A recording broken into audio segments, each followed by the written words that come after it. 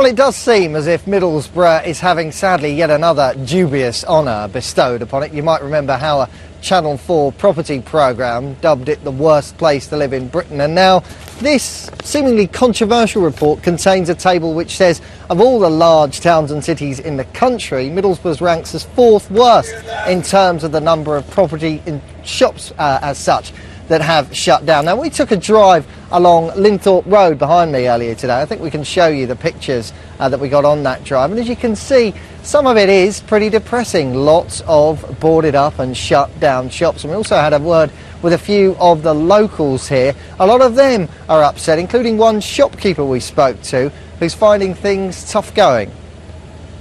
Well, it's just like a ghost town. There's like literally nobody here. Everyone's shutting down. It's really hard work, you know. I mean, we're here, but I mean, look at everyone down the side of us. There's nobody here. It's completely shut. So it's just, it's not good, is it? Because it's stopping people from walking up from the town centre. Because, you know, why would you walk up here when there's nothing to walk to? It is total rubbish. It's a shame that all these shops are closed. You know, I mean, it's just starting to remind me now of Northern Ireland.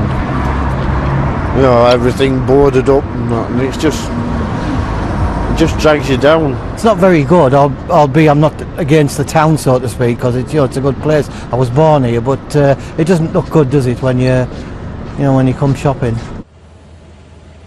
Now, I should stress, it's not just Middlesbrough that's suffering, according to this report. They say lots of towns and cities right across the North East and right across the country are having problems. We had a chat with somebody from the British Property Federation, and they have their own theories as to what's the reason for all these shops shutting down. People are changing their purchasing habits, and we've seen the massive rise of websites like Amazon that are selling all kinds of things online, and really this is the first recession that's coincided with the internet revolution, and I think we've not seen the full force of change just yet. The internet has only really been up and running in its current state for about sort of 10-15 years in terms of websites that sell the kind of things you'd buy in the high street. Now, you can probably see behind me some more shut-up shops in the background there. And it's important to remember that for every one of those shops, there's a human story, somebody whose business dream has died. And earlier today, our reporter Chris Ford went and spoke to somebody who's had to shut up their premises and who's now living with the consequences. Susan Snowden takes one final look through the very last of her stock. 2 weeks ago, she was forced to close down her DIY store in North Shields, and now the final assets will go under the auctioneer's hammer, expected to fetch a fraction of their true value. There's nothing I can do, unfortunately. We've just got to take that money and look at it upon it as a positive and put it in the bank and move on. This is no good to me without a shop. It's not the ending that I wanted, My idea was to make a lot of profit, build up a business, a community build business, and now, like you say, I'm losing left, right and centre, and it's going to hit me in the pocket as well as in the heart. A look down the street where Susan's store once thrived shows a number of businesses have fallen victim to the recession. It's a trend that's been noticed by the auctioneers handling the sale of her goods. There's quite a number of retail businesses that have closed down, as you say, and obviously if you go to any shopping centre, there are a number of shops that are empty.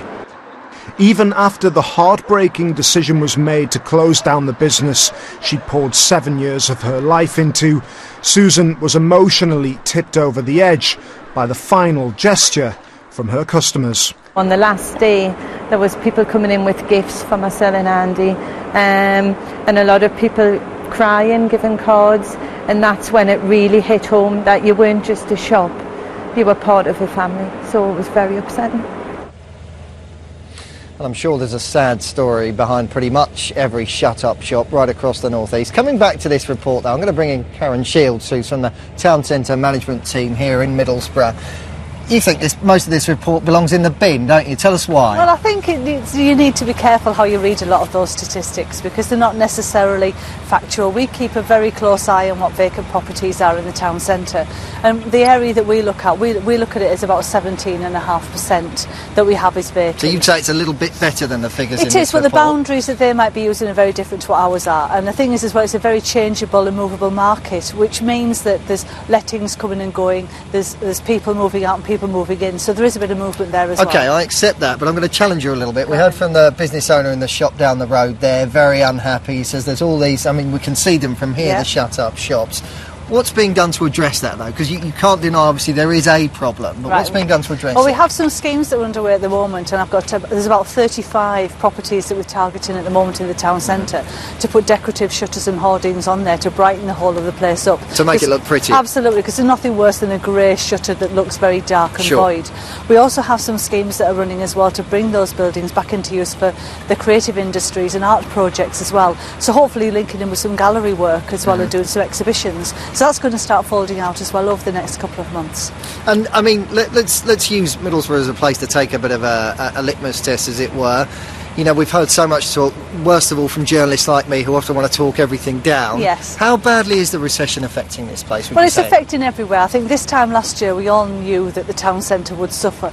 We just didn't know to what extent. And I think the town centre over the last 12 months has had a really good shake-up, and we have lost some big names. But that's not just in Middlesbrough, that's nationally. So we've got to get that into some sort of perspective.